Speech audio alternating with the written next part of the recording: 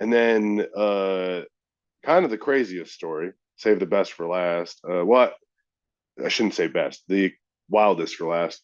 This kid, Darsean, he he was uh he was really good. Like he was our leader at first. We had this four-person group called the Upgrades, and he led our group.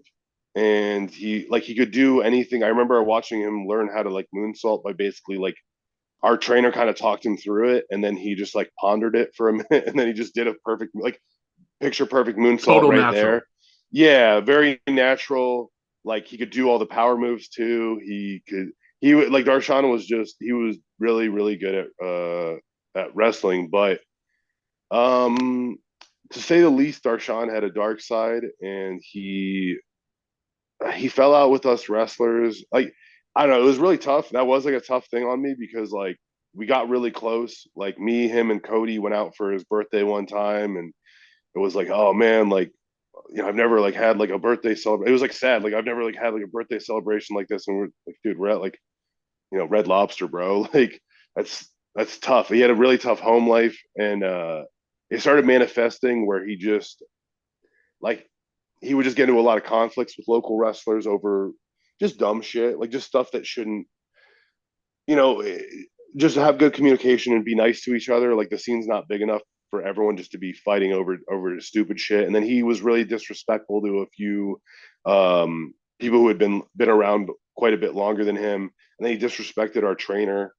And eventually, it was they were gonna kind of just basically nix him as the leader of our group. um, but like we'll kick him out and then we'll kind of punish him for a little bit. Not we, but like the promoter was gonna like punish him, put him on the bottom of the card for a couple months, and then build him back up where it'd be like a storyline where it'd be me versus him. But he just didn't really. He was at a point where he didn't want to hear anything from anyone, so he didn't want to be punished. And it's like this is like local Colorado wrestling. Who cares if they put you at the bottom of the card for a couple months? Like they're, you know what I mean? Like this is like a learning experience, and like this is. Everyone wanted Darshan to win. Everyone wanted him to stick around. He it's just like one of those things where sometimes if you're going around and you're being a jerk to everyone and you're ruining your reputation, you need to be put in check. And he just didn't want to hear it. And I know he had a lot of mental health struggles after that. He stopped really coming around or hanging out with us. He a few like maybe 5 years ago, uh I don't know. He got into some altercation with the police, and then he got tased, but it was found to be unlawful, so he won a settlement. And then it all escalated, and he had some issues with his parents, and he ended up he killed his sister. He's in jail right now. Jeez. Wow. He killed his sister and like left her in like a trash can. And Jesus. yeah, I don't know. It sucks because like that was my bro, and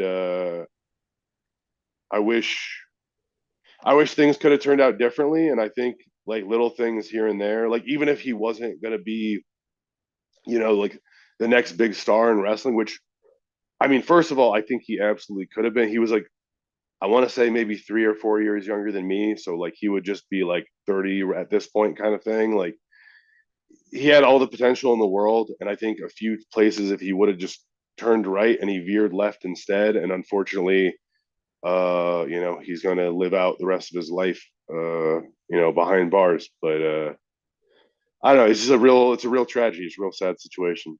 It really is. And yeah, it's such an interesting the human dynamic because, like you said, if someone just, went left instead of right, it could have been a completely different situation.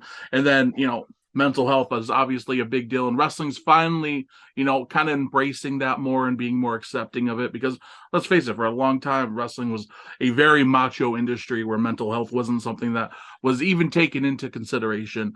And now, there's a lot that can be said, good and bad, about any generation, including this one. But at least one thing that is better is they're taking mental health and general health more into account, which I think is a good thing. Yeah, I couldn't agree more with everything you're saying. It's it's really important that we address that stuff and that we like, yeah, mental health is our health, and yeah, there was a lot of bad practices back in the day that I'm glad are kind of gone now.